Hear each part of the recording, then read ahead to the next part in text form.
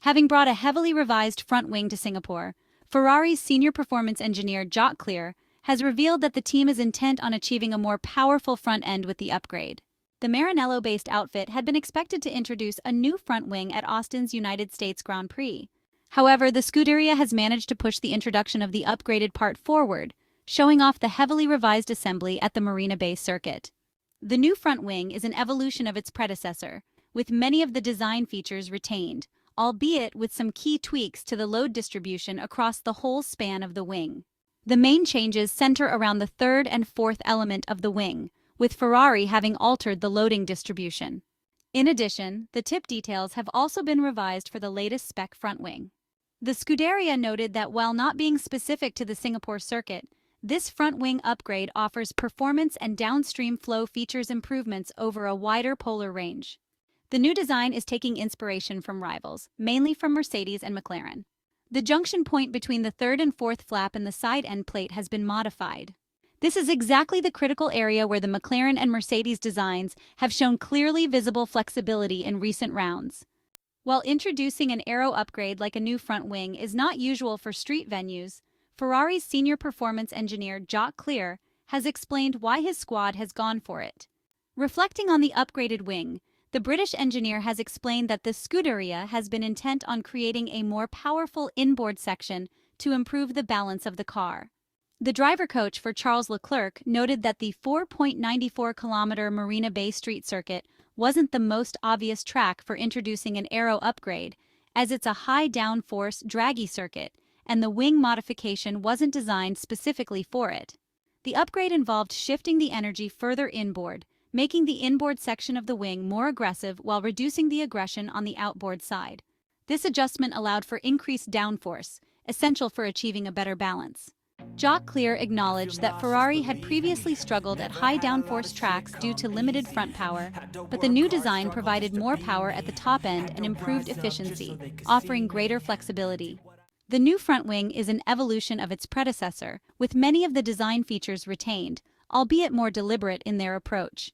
In terms of the actual design changes to the wing, aside from the obvious flap geometry changes, the design of the spoon-shaped transition from the center of the main plane has been altered. This will, in turn, provide a different aerodynamic reaction from the nose assembly. Meanwhile, the outboard section of the flaps has been redesigned where they meet with the end plate. This is in order to enhance the outwash effect being generated and alter the wake generated by the wheel and tire assembly behind. The new flap tips are much more roundly curved, and the supporting metalwork that had previously been employed has been cast aside, which will alter their dynamic behavior as a consequence. Ferrari will also undoubtedly benefit from a wing designed with a greater ability to exploit aeroelasticity, given the FIA's clearance of solutions fielded by its rivals in recent races. The ability to relax the flaps under load, for example, will allow the team to set up the car with more downforce, knowing it won't be penalized by the drag that would ordinarily occur. It's a win-win that should not only contribute to improving the car's balance, but also help with tire degradation over a stint too. All of these alterations should help to tie in with the aforementioned floor updates introduced at Monza.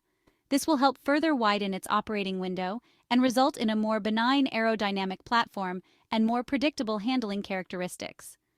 The new floor has undergone an extensive reimagining of all the surfaces involved, with the floor fences reconfigured, the underfloor tunnel expansion revised, the floor edge and edge wing reprofiled, and a new boat tail section in the transition to the diffuser. Unfortunately for the Maranello T, the Singapore Grand Prix qualifying certainly brought more than one surprise, though not for pole position and not a pleasant one.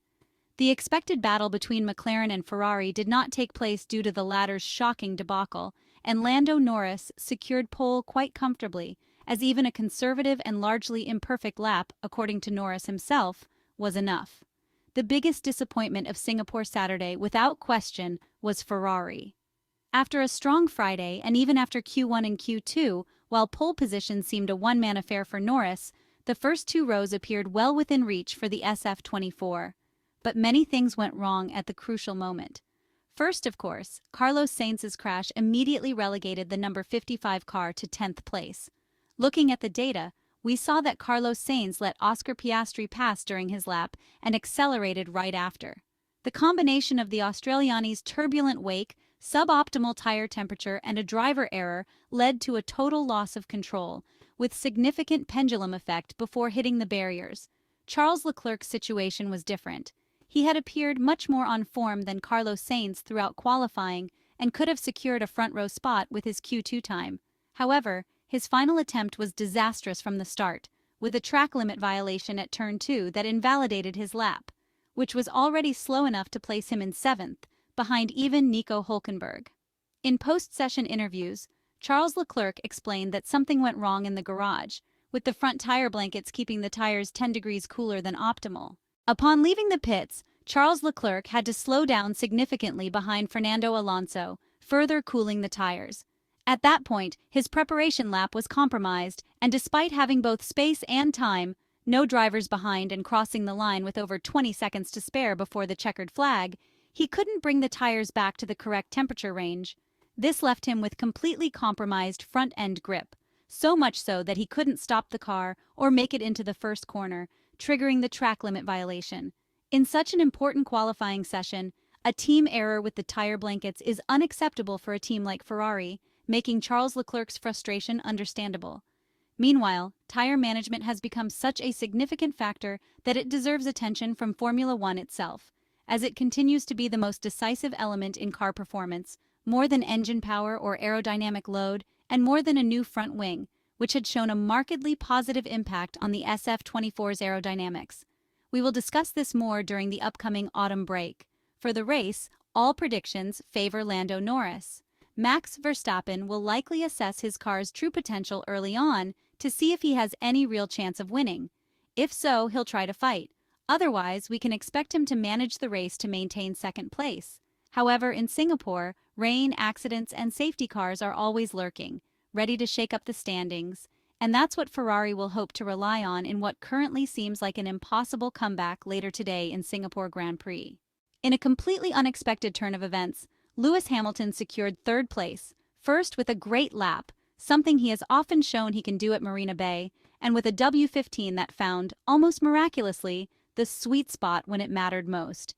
The data shows that the Brackley car has the lowest aerodynamic load of the top 3 teams, noticeable on many of the track's longer straights, but it must have found the right window for aerodynamics and tires just in time, an effect that, as we've said many times, can significantly boost performance.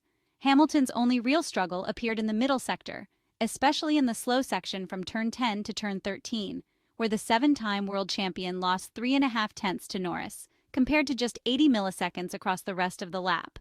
Top speed and quick acceleration compensated for his cornering weaknesses, and once again, the British champion masterfully extracted the most from the situation.